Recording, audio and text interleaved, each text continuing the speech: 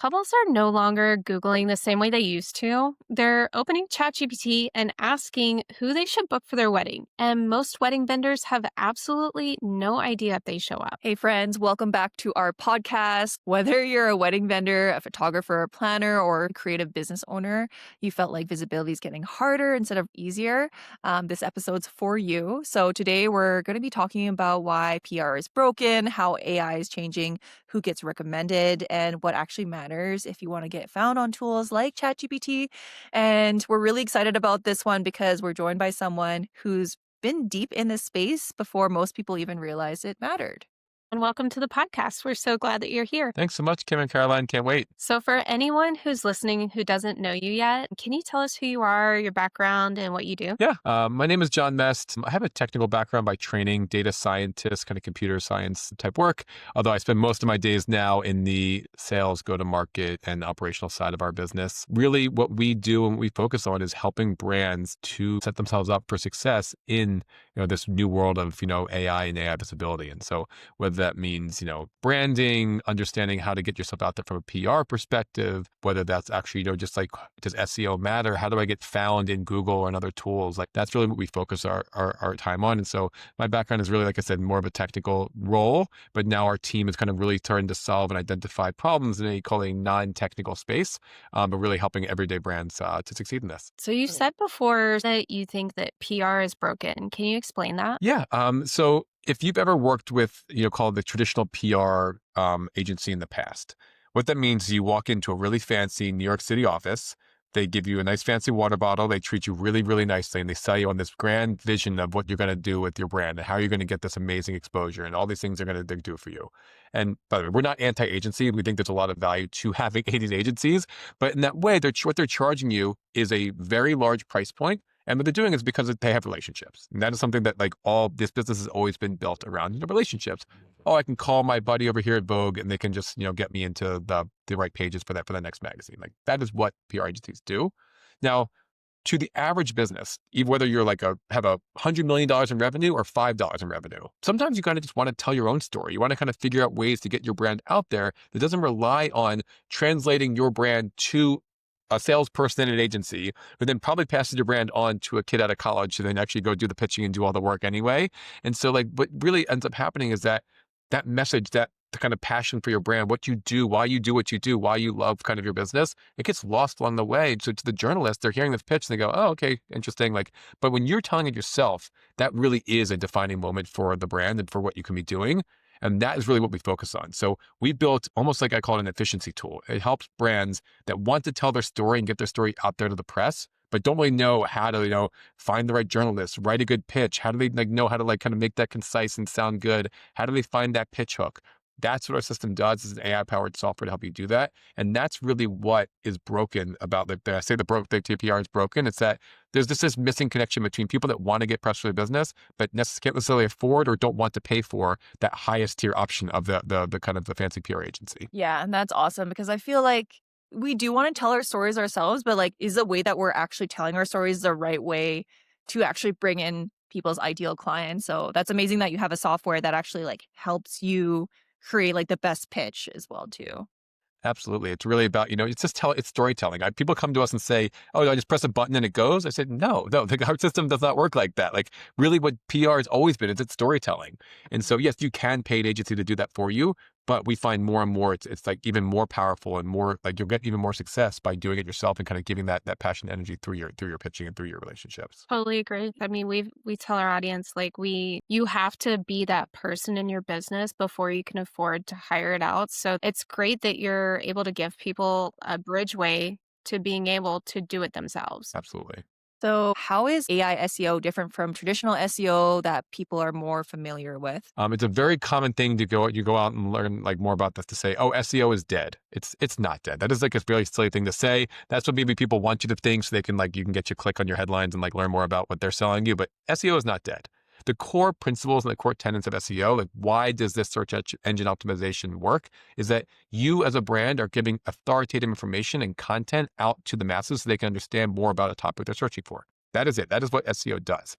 Now, how that applies to, call it traditional Google search versus a ChatGPT or a Gemini or Perplexity, these new LLM-based tools, That is a little bit different. And so I'll say things like the more technical side of SEO is, does your website load properly? Do you have good text around the images? Do you have the good structure and scheme on your pages? These more like good hygiene ideas for your website. These are still very important. Like there's nothing changing between, traditional SEO and continuing on. Like good website hygiene, good structural information on your website so that these web crawlers can understand what you do without having to try to figure it out by reading all your like different posts and things like that. That is really important. That will always stay important. And that is like a core tenet of new AI visibility. But the other side of that is also just adapting what traditional SEO has been towards how these new AI-based tools like to retrieve information. So I always like to kind of, the analogy I like to give is ChatGPT and OpenAI, their crawlers, think about it like Google in 1998.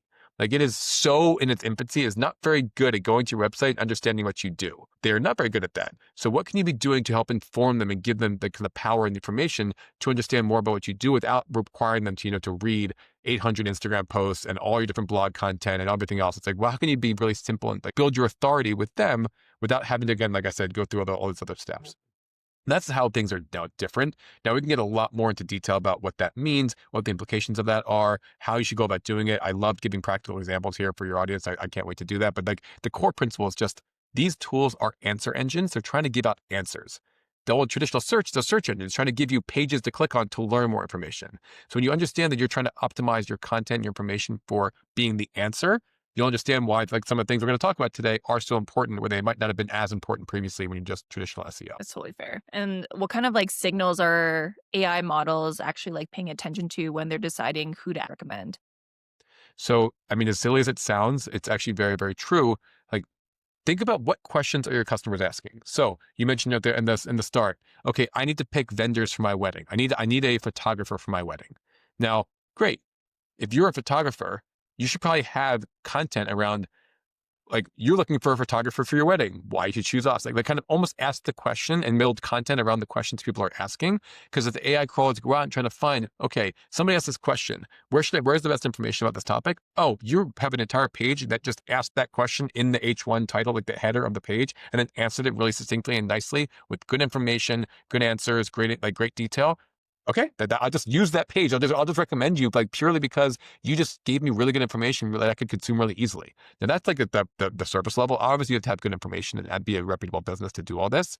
But overall, like there is kind of this way to identify and build this, content around matching what you are as a brand to what people are actually searching for and how the AI likes to retrieve that information and make that match. We always talk about this example, or like there's always this back and forth because a lot of the people that we work with are like huge creatives and making it fit into what AI models are actually looking like. Obviously, they're looking for all this like information and these texts that seem almost robotic when it comes to landing on their page. So it's like, how do we find that middle ground as well? Something that's aesthetic, but also pleases the AI models too. This is a huge thing for us and a lot of our clients because Mhm. you obviously, especially in your world of creatives and this and kind of industry that you're in, there is a lot of how do I build this brand, this amazing brand? Because that's like what I am. This is what I have is my like identity, my unique brand that I've like built for humans, for like people to understand who I am. It's my, it's my portfolio of photographs. It is my portfolio of like the different events I've done. These are things that are really important for the humans. But the AI might not understand fully what that means to it like a human does. So almost like you have to build your human brand and your AI forward brand. That is what we help brands do is that kind of the AI side of things. And so you're investing a ton of energy, time, and money into your human brand. Well, how do you kind of optimize that for AI as well without sacrificing what your human brand is? And so there are different paths to that. Some of them are as extreme as have two different websites, one for the AI, one for your humans. Like that is that is a real Interesting. option. I don't recommend it for everybody.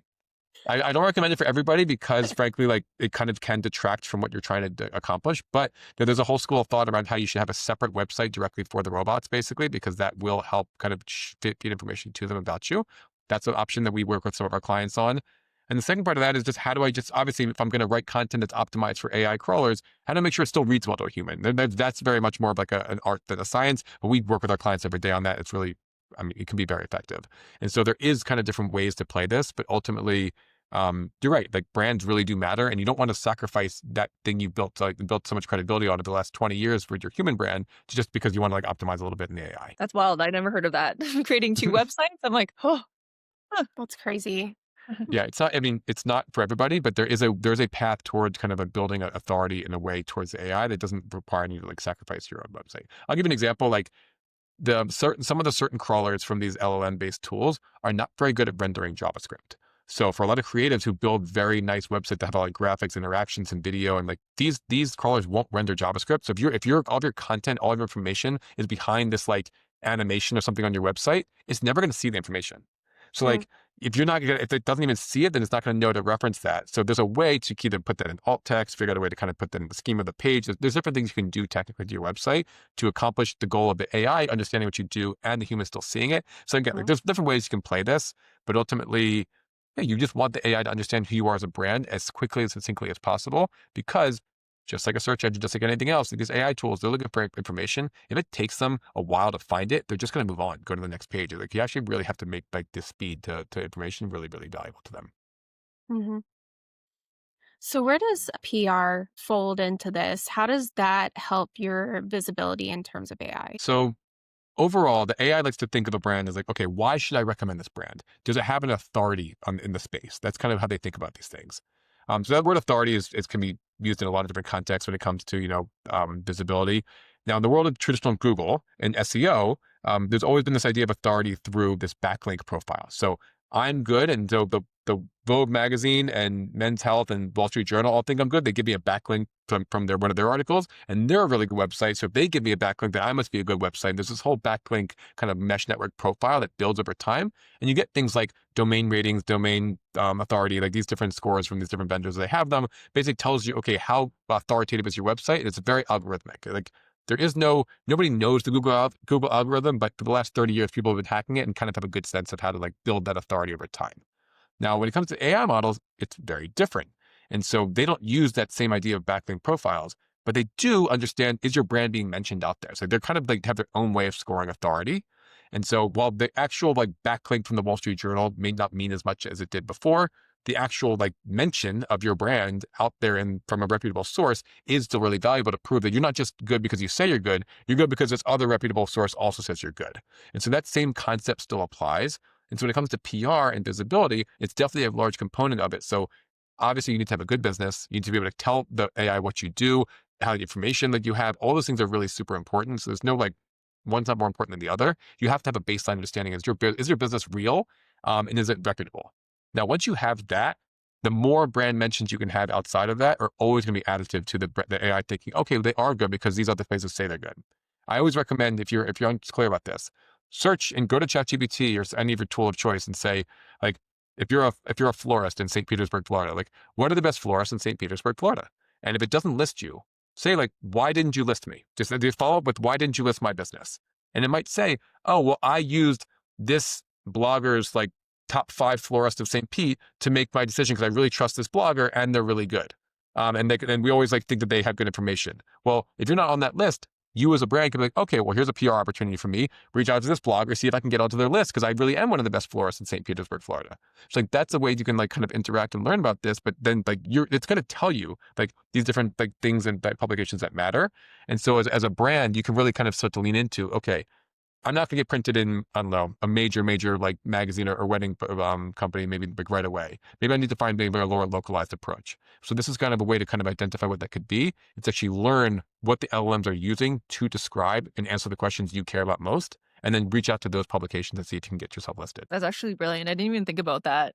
They give me a recommended list, but I never think to like add the extra step. Like, why didn't you recommend me? Like, that's actually The AI brilliant. will just tell you. They'll just say, "Well, actually, we use these 3 sites," or they'll say, "We thought you might be a really good option, but actually, you don't have enough reviews on this review site, so that we couldn't Mm, really be sure that that you were a reputable business." It's like, okay, well, I'll just go get some of my customers to write me reviews on that site. Like, you can be doing these things and asking the AI why they're not recommending you, and they'll give you real feedback in real time about why that is, because they'll tell you how they made their decisions. And so that is something that any business can go ahead and do. There are tools like ours that can help you kind of like fast forward through all of that. But ultimately, like that is really what you can be doing as a brand to identify, to your original question, Caroline, like why does PR matter? It's like these things all come together into this scoring that the AI models give you as to how authoritative your brand is. And all these things matter. And so it's like I mentioned, reviews, it's PR, it's reviews, it's other forum type outlets like a Reddit or a Quora or these other forums in the wedding industry that could be really interesting or matter for you. Like these things all combine together into a scoring of the way the AI calls your brand. And that is like how you're going to get visible and get noticed more. So it's much more of a holistic approach rather than just a one-off approach, is what Exactly. you're saying. Yeah, it's really about brand building in AI. So that's really like what we focus on and what we as a team kind of talk to. I mean, whether it's a friend of mine trying to start a business or, some of our larger clients, that really is, it's like you want to be able to tell your story to the AI. Now they just like to hear your story differently than maybe your human customers do. And so how you do that and how you accomplish that might be a little more nuanced or different. We help guide clients on how to do that. But ultimately, that is what every brand should be thinking about is how do I make sure that I am optimized for the AI knowing who I am and what I do best? Hmm. I've had a client ask to get on like their recommended list as well. And like a lot of the people that they recommended on that list have paid for things like Google ads. Like, do Google ads impact your brand building a lot when it comes to getting recommended? So I can't speak for sure on this because but I don't think Google's pretty much never said they do this. But yes, you shouldn't have to pay for exposure to Mhm. get those things. Now, there are going to be some of these, the AI might say, I use this like list article to figure out who the top 5 florists in St. Pete are. Well, you might reach out to that list article and they might say, hey, this is sponsored content. I need you to like pay for a spot on this. Now, generally, in the most of the time, these AI tools understand the difference between sponsored content and not sponsored content, and they tend to almost always opt for the unsponsored content. They're called the earned media. And so they really do try to, they try to differentiate between that because what they don't want is that people buying their way into the system. Right now, there's no way to buy yourself into the #1 ranking in ChatGPT. It doesn't exist. Whether they release ads or actually it's not whether, they're going to release ads at some point. You're going to have to, you could probably pay yourself into ChatGPT eventually. That might be in the next few weeks to the next few years. Who knows what they're going to do? But ultimately, it's going to be a chance to influence answers at some point. Right now, there's not. And so, like Google ads and spending money on Google ads should not make a difference. But good, healthy hygiene on your good Google business profile really does matter. Making sure that all of your contact information lines up to what other like sites say is your contact information. Like finding these discrepancies across different brands is like really important. And so overall, that is what still matters to, anybody, any brand really. But it shouldn't have to do with ads. It should really have to do with just overall, like knowing that your brand is what it is, what you say it is. So for newer brands, if they're feeling like there's too much stiff competition against other wedding vendors that have been around for like 30 plus years, should they feel discouraged because those other wedding vendors have so much out there on the internet and they don't? No, that's actually the beauty of what AI can do for brands is that for traditional SEO, the way it works, I mentioned that backlink profile, that could take years to develop a strong, like healthy backlink profile that gets you to rank on the page 1 of Google. And so it might take like a long time of, getting these different outlets to write about you and getting like different content out there and like building this authority score over time. So that takes, again, like years and years and years to develop and grow. With AI, they don't really care about those things I just mentioned. Like what they care about is the best information from the best people that have like unique ideas or concepts. Like that's what they're looking for is uniqueness and like just really good information. And so if you are a newer vendor, say, and you don't have the profile of say some of the larger ones in your area or in the where you might operate your business out of, what you can do is you can lean into other things. So if you're not going to like win on these like best of lists, well, what you can do is you can start building out really good content. Maybe you have a really good blog, maybe a really good YouTube shorts. Maybe you start building out really good social content that really kind of resonates. For example, it's unsurprising, like Google owns YouTube, but like Google and Gemini love referencing video content.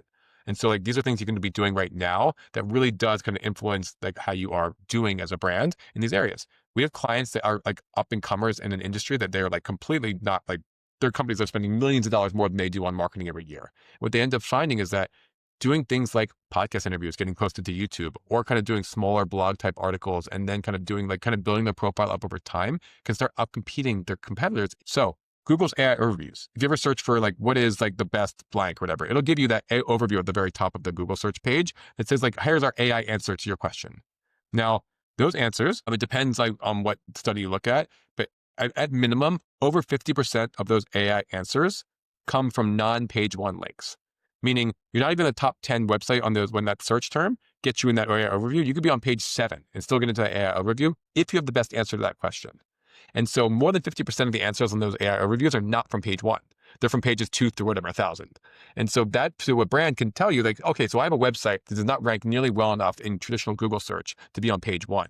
But if I really have great content around the questions people are asking, I can get myself into that Gemini AI overview really quickly and within like, call it days or weeks, not waiting years of a backlink profile to do that. And so to your question before, like, how do you as an up and comer do this? It's kind of leaning into what is it that is missing?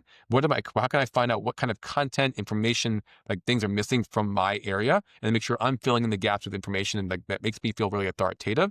And the AI models don't care if you're a 10-day-old business or a 10-year-old business. If you have the best information, they're going to surface that to be the answer. That's one thing we talk about with our vendors, like blogging about things that other people wouldn't think about. So, for instance, blogging about what's your game plan for if it rains? Not many other wedding vendors are talking about that. Yep. So just uniqueness and information and keeping it fresh and updated is really good. And like I said, especially for creatives, video content is excellent. It really does really well. And so don't be afraid to just get on your phone, get on your camera and just like record yourself with like doing a 2-3 minute talk about what you're doing. Write a blog post about it, transcribe it onto your blog. All of a sudden you have a lot of content, information, rich with things you want to talk about, and it's in video form. That stuff can really do well to help you kind of getting the answers in AI. So like there's just things you can be doing that are not, if you're not going to get printed in the Wall Street Journal tomorrow, that's okay. Like you like find ways to kind of find your niche in your markets. And you'd be surprised how quickly you can get those results. You've helped like a wedding photographer specifically to this, right? It's funny that she was a wedding photographer out in Alaska. So just like had a smaller market where she was focused on.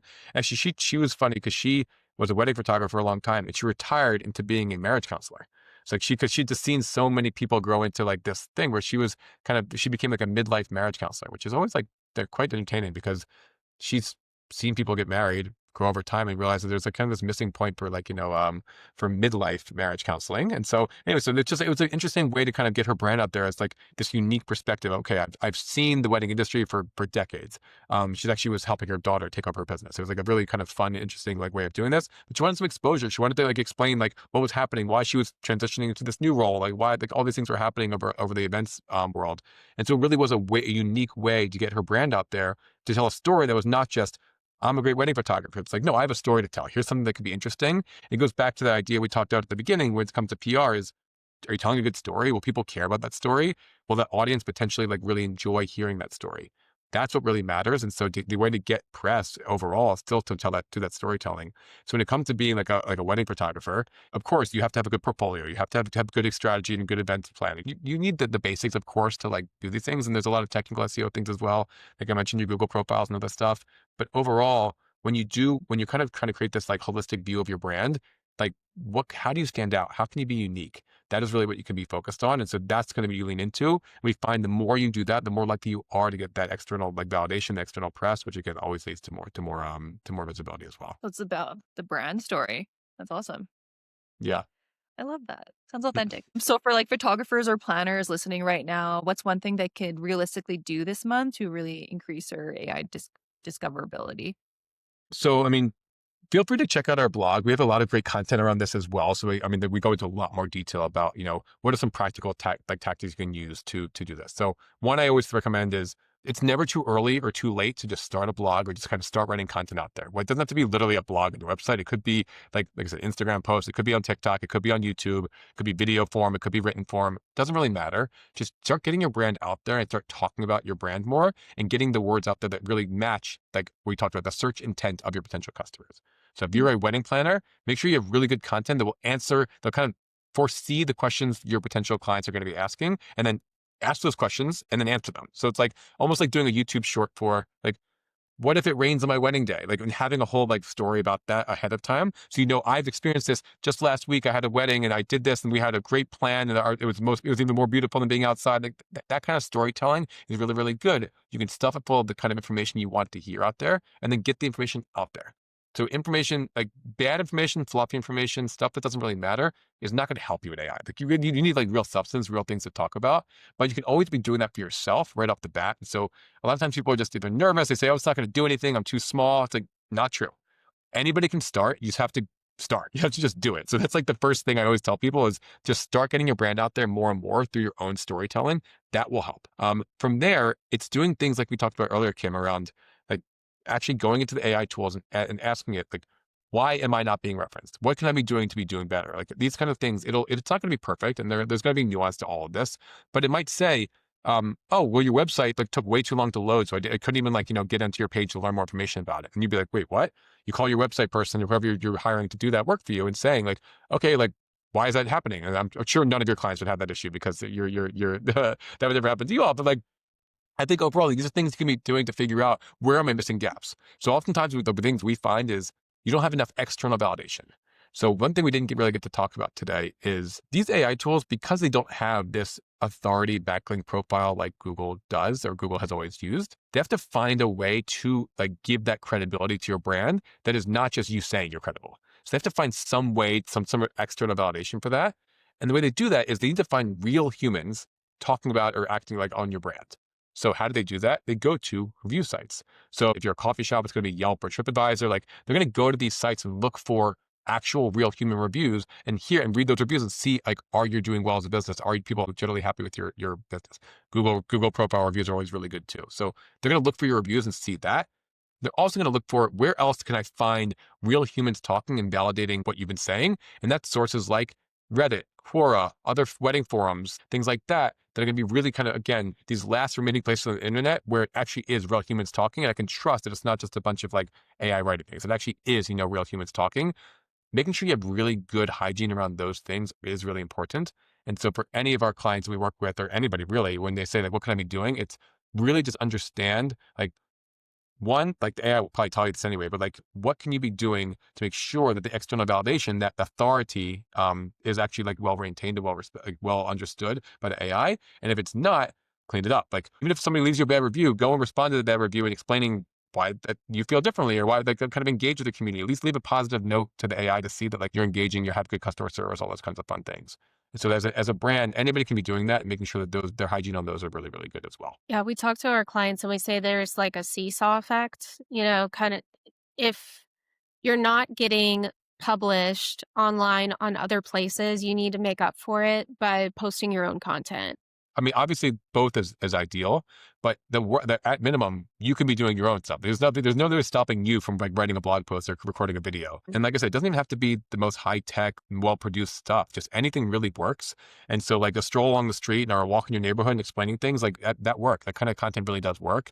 And so it's not, you can't be just recording content for the sake of recording content. It needs to be filled with information, things that your customers will care about, answering the questions that they might be asking to themselves or asking to these AI tools, ideally. And that's kind of the way we think about this is think about what your customers are asking and what they're thinking about. Because you know this, you talk to them all the time. You talk to your prospects or to your existing clients. And so know like, what are they thinking about? What is giving them heartache at night? What are they worried about coming into their wedding day? And then answer that question, kind of really get that content out there from your perspective. And if it's really good, it sounds authoritative, it sounds like authentic, that's what the AI models really care about more so than anything else. And so they really want to understand like this is good, novel information, not just regurgitating information we already know, but just like kind of recapping, I don't know, some very basic information. Mhm. Yeah. And if someone were to actually like hop on a video and answer those questions, are AI models actually like reading that video, or do you have to go on the back end, add captions, fill out the titles, descriptions? Like, are they reading more of the words that you put in there, or can they actually read what's going on in the video? So both. It's Mhm. always best to also include great information and like structured information in the captions, in the like the title and the comments of the everything. Like engaging in comments as well, like is really important. So if you're going to post a YouTube video, it transcribes automatically for you. Still have the information from the YouTube video, but engage in the comments on the YouTube video. So somebody says something, or like you can even comment on it yourself and explain what's going on in that video. Like that's all helpful. It does both, so you don't have to do those things. There's nothing like structurally you have to do on the back end. I'd say that like that's all just kind of just good and relevant information to have, and to put that kind of content out there. And just like the video content itself is good, but the text is always helpful. When it comes to images, I'd say the AI is weirdly less good at like looking at images than say video content. And so it's good. It can handle it pretty well, but we always recommend alt text on images. So if you're going to put like images on your website or anywhere, include alt text because that is going to be like a way to put text associated with the image. And so even if the AI interprets the image one way, it'll validate against the text and know what that is and keep going. So we always recommend that as well. That might be a little more technical for your users. But when it comes to video content, no, just record a video, post it to YouTube, post it to your Instagram, title it well so like people, the AI knows what to look for when it's finding that content. So, going back to the PR thing, so if somebody were to go the total DIY route of trying to get into more publications, what would that look like? Yeah. So if you are trying to get yourself into, like, say, a national publication, a local publication, etc., what I would do is, I mean, if I were in that person's shoes, I would say, open up a one of your tool of choice, say ChatGPT, and search for, say, I am a wedding photographer in this town. I really want to get exposure to and get my brand out there into other publications. Where should I look for? Like, what publications matter? What should I get into? What do you think about? What do you care about when you're looking for, I don't know, wedding photographers in a certain city? And so it'll tell you, oh, these are great publications to care about from a national perspective, from a local perspective. Like, okay, great. Can you list me two or three journalists from each one of those places and see if I can get in touch with them? Maybe even like include an article they've written recently about this topic, or that might be interesting for as to why. Or like there's certain like websites or web pages that you care about when it comes to like searching for like a wedding photographer in this town. So the AI is going to go out and look for that and going to give you, here's 10 different publications, and here's, two or three journalists from each one of those publications that generally write about the wedding industry or wedding photography. And this is why I really think you should like be reaching out to them. And then go research them. Go find them on Twitter or on Instagram, DM them. Go like find their email address from their profiles and on the publications and email them and just say, this is who I am. This is what I'm looking to do. And again, when you're pitching, and this is something we stress a lot, like I've said it probably 10 times already, so you're getting bored of it, but like it's storytelling. So if this journalist just hears, hi, I'm an amazing wedding photographer because I'm really good at my job and I make good photos, who cares? Like, that's not going to go anywhere. Like, that doesn't really. Everybody says that, and even if you are really good at it, that doesn't mean anything. Well, how are you different? Oh, well, I just did this incredible like thing where I recorded the whole wedding from this different angle, and I had a drone going over top of it, and it was like I don't know, something you're like some interesting creative thing that you did that is interesting to their audience. So if they're a wedding, photography blog or like just a local newspaper, and they want to tell a story to their audience that they care about, like then yeah, they have to know that their audience will care about that story. So just the fact that you're a good wedding photographer is not a good story, but the fact that you shot an entire wedding from a drone that with a flyover and there was dolphins jumping in the background and whatever, I don't know, whatever story you got there, like make it interesting and then go pitch that. Like that is really it. It's just like finding the right outlets and then actually giving them the right kind of content that the audience would care about and matching those two things together. So if it's a wedding photography blog, then they're probably going to care about maybe some nuance or some technical aspects of what you've done that are really interesting and fun. You can tell them all about like this different lenses you used and the different like shapes and shadows and you did and like why this was such a beautiful event. Great. If it's Business Insider, they just want like, oh, cool, you shot it with drones and AI or whatever. I don't know, something like interesting to their audience that would like get them published there. So it's matching your story to the audience of the journalist you're reaching out to is super important. But overall, that's really the steps you got to take to get there. Now, there are tools you can use to make that more efficient for you. But overall, that's really what you should be doing as a brand to build your kind of like your PR motion internally. What excites you most about where AI discoverability is heading for small business owners? What excites me the most is that it's a weirdly a more even playing field than it's ever been before. So, like I said before, you kind of needed a lot of money, time, and effort to kind of get yourself into being ranking in Google. Like it just took a long time and the right resources and effort to do it. Now, it didn't like you don't necessarily have to buy your way through links. It can be authentic and done through just earned media. It's not like you have to buy it, but it took a long time. It would take like minimum to go from a new business to like ranking it all on Google. It took like a minimum of about a year just to get yourself up there. Now, in this new world of AI, if you have a good business and you just are the best in your space and you can explain why, you can talk about it confidently and convince the AI you're right, we're talking days, not years. And so you can really start to show up in these new industries, prove why you're better. Now, again, you need real customers talking like about why you're great. You need like real extra history. You need to actually have a good business. You can't just make things up and have the AI recommend you. It's not going to work. It's too smart for that. But if you actually do have a good business and you're able to kind of recommend and figure out ways to kind of get the AI to like you, again, you can start ranking and tracking yourself in like days and weeks, not months and years. And that's the biggest advantage to me. So that's what I'm most excited about. Is just really that any brand that is their best in their space that maybe couldn't have afforded to or didn't have the time to call it win before, now really can do it. And that's what excites me the most for small businesses that really want to compete against, companies that spend a lot more money than them that might not even be better. So let's say that we are a wedding planner in Nashville, Tennessee, and we don't know exactly where to start when it comes to this whole thing because there's so many avenues we can go down. There's so many different things that we can do. How would you put it in priority? What would have more weight and actionable steps that they could take to get started in all of this? Yeah. So To answer the question with knowing like nothing about this wedding planner, like who you are, I think the number one thing you can be doing is start just building your brand through content. Just like producing more content that explains why you're uniquely good at what you do. Like that is really important. And so like, yes, can you run an efficient event? Great. Have you have a track record of like amazing events? Amazing. Like that's all good. But like, what is unique or interesting to you that you can convince the AI when they're searching for who you should choose as a wedding planner, that they should recommend you as their answer? Like that is the number one thing you can be doing. If you're, like I said, we mentioned this before, but like the best thing you can be doing as a wedding planner in Nashville is to go into like a tool like ChatGPT, actually do it in multiple tools because the tools all have a little nuance to them. So go to a Gemini or Google, like go to like the ChatGPT and say like, I am so-and-so, this is my website. This is my Instagram handle. This is everything I do for my clients. I don't seem to like be ranking well in when people come to ChatGPT and like search for me. Like, why is that? And just ask the AI why, and it'll tell you, well, it's because you don't have enough reviews. And then you can go, then you know the number one thing you should do is go get more reviews. Or it says, we just didn't know because you don't have enough, nobody's really talking about you. It's like, oh, I need some PR. So you go and like, lean into the PR side of things heavier. And so with ChatRank, our brand, what we do is we actually help brands through this initial site audit. Like it's an audit of their brand first. And then we make recommendations around like, do you lean into Reddit, PR, like technical SEO, blog content? Like, well, we'll just kind of like build a strategy for them around this idea because it really is unique to each business. And so if you're starting from total scratch, like you're just starting your business yesterday, then yeah, it's probably all the above. But for most of your clients, I'm sure it's going to be like a much more, like they have a track record, they have some success there. So I'd say most of our clients are missing the content side of things, are leading into the content side of things in the right way. But you can always just ask the AI what they think about your brand, and then they'll tell you because they're the one making the recommendations. They'll say why they are or are not recommending you. I had another question too. I forgot it. All good. These are all really great though, Jon. This is awesome. Yeah. Thanks. Yeah.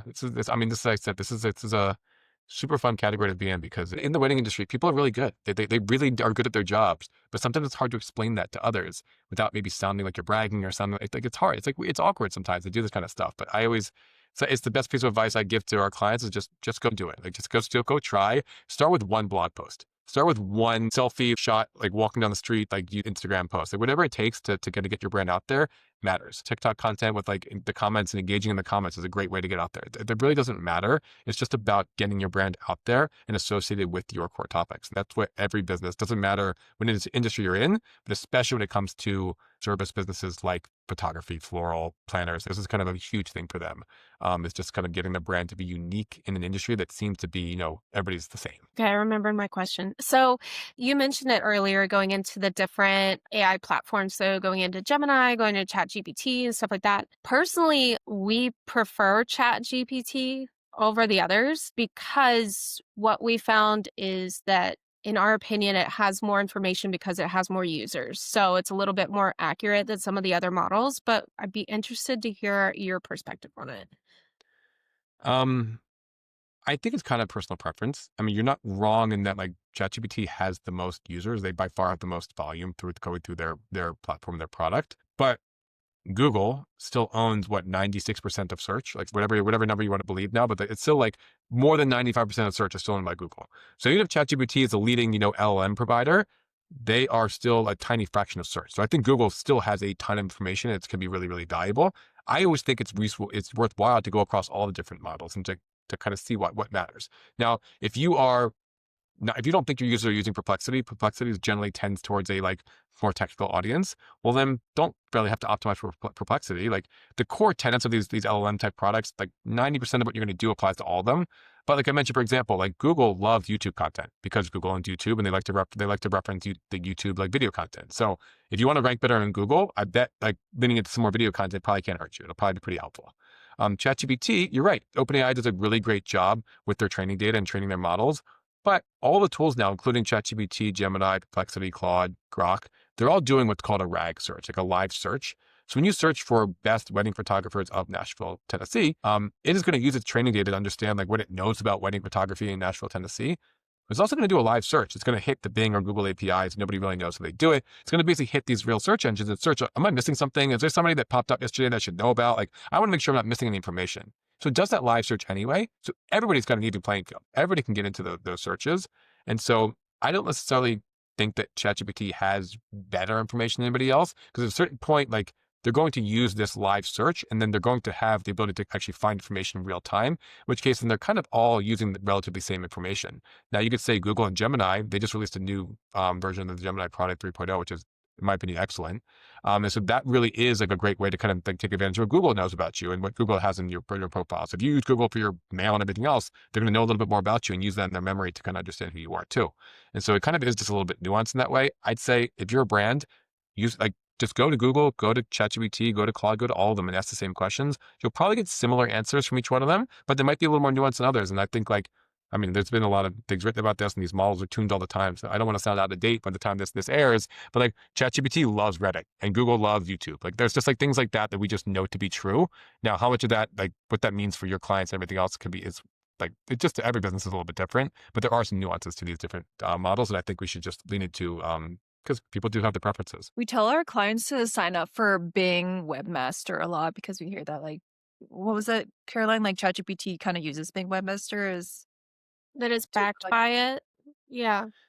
Yeah, so Microsoft was a very large and early investor in OpenAI. So Microsoft got that leg in. Instead of just trying to build a foundational model company, they just like basically invested in OpenAI. They've now gotten the big fights recently. So OpenAI has kind of expanded out beyond Microsoft. So we're pretty sure OpenAI uses both Bing and Google to do their indexing. So we don't know, but nobody knows for sure. But so yes, but absolutely having your sitemap submitted to Bing and Google are both super important just from a general hygiene perspective. So I'd always recommend do both because they use all of these. But yeah, I'd say that's not like necessarily singular anymore because everything people things are changing so quickly. It's hard to kind of like track this down. But ultimately, like it is just like again, a good old school technical SEO hygiene is still super important to visibility of the AI world. And I think that's something to keep in mind too, because I feel like creatives could easily say, like, oh, it's changing all the time. What's the point of even getting started on it? But you're exactly right. If you do have that solid foundation, you'll be able to weather whatever storm may come or whatever change in the market might happen. Yeah. And there's a lot of tools out there. Like we have one of them, but there's plenty of tools out there that could help you stay on top of this. So if this is what we always tell our clients, you run a business, you are a wedding planner, you're not going to be on top of AI model changes. Like there's just no reason for you to be that's crazy. But there are a lot of companies out there like ours that do that for you. So this is another reason why sometimes it is helpful to have like a third party help you with some of these things, just reminder or like talk to your marketing agency, whoever you're using, like you all, because like these are things that you should be thinking about. But again, you're trying to run your business. AI visibility is what, like number 637 on your to-do list today. Like I understand why it's like not like the most pressing thing. At the same time, it'll get you more business. So like you should be leaning into it and thinking about it. But that's why you could always trust a third party to help you with some of this as well. 100%, 100%. Awesome. I always like to leave with like a tip. But my tip is always like two things. It's go get started. Like don't just sit around complaining that you're not out there. Just like go get started. Like with that first Instagram post or that first blog post is always important.